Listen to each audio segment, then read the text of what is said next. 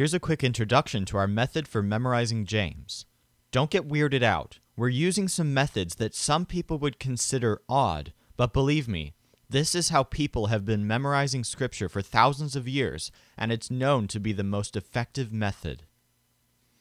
Meet Loeb. Yeah, Loeb is a pig. He's a mnemonic device, which means we made him up for the sake of helping us memorize. But don't tell him he's a mnemonic device, because he's easily upset. Loeb is basically going to be our tour guide for memorizing the book of James. A few quick things about Loeb. He's very friendly with people he knows, but he's kind of shy in public. He's also afraid of germs and heights, but he wishes he was braver. He loves turquoise and basically anything blue-green, which is why he's always dressed in those colors. And why is his name Loeb? Because that's what his mother called him.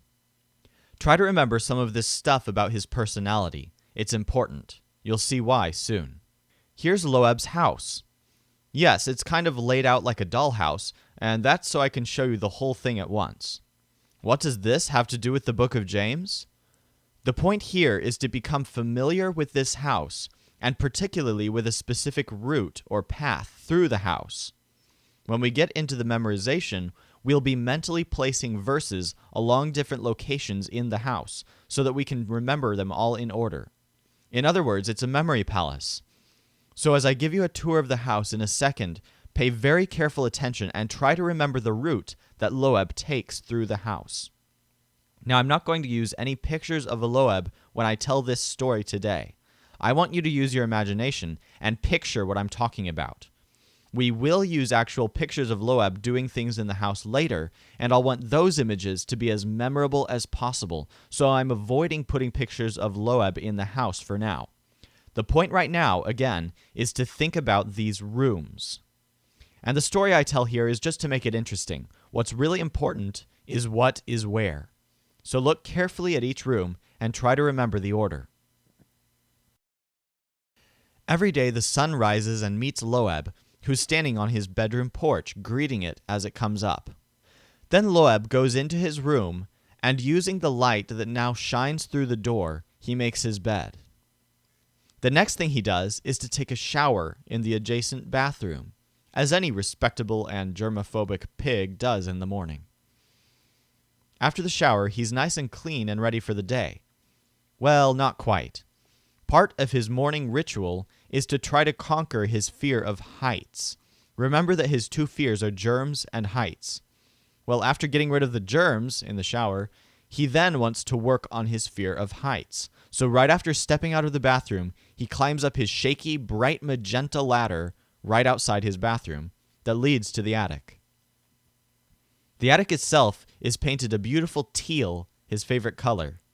He did this because he thought putting his favorite color up here would help give him motivation to climb the ladder, though I'm personally not too sure how that strategy works.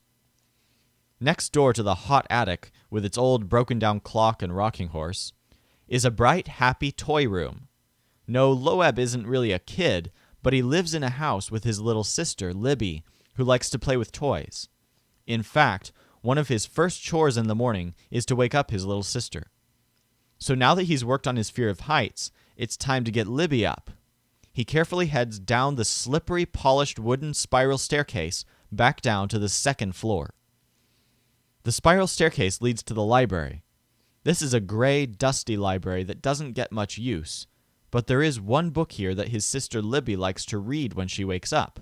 So Loeb gets this book off the dusty shelf, and he takes it into his sister's bedroom next door. Libby's room is the brightest room in the house. She's obsessed with everything white, and the sun is blazing in the window by this time, which makes it surprising that she hasn't woken up by now. But no matter, Loeb wakes her up and gives her the book to get her going. She jumps out of bed, but instead of reading the book, she asks to play hide and seek in the family theater next door. Loeb reluctantly agrees, and they go out her other door into the family theater. As you can see, Loeb's house is full of contrasts.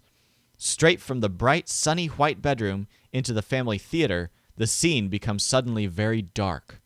The theater is all black and so full of chairs that it's hard not to bump into something when you walk in. But that makes it perfect for hide and seek, and somehow Libby likes the dark as much as she likes the light. Loeb plays a little bit, but he's secretly a little bit afraid of the dark, like he's afraid of germs and heights, so he convinces her that it's time to move along and get going with the day. The quickest way downstairs from the family theater is the plain red staircase that leads straight from the theater to the den. The den smells smoky and cozy, with a huge green armchair, perfect for reading a book. Loeb leaves Libby here to read her book, while he heads off to get things ready for the day.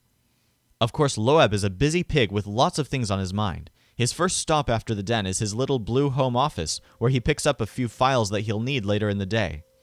Once his little sister is settled down, he always believes in taking care of work matters first. Then he goes off to get a few more things done around the house. The biggest room in the house is the enormous magenta hall. You can see that it's right below the library because of the spiral staircase.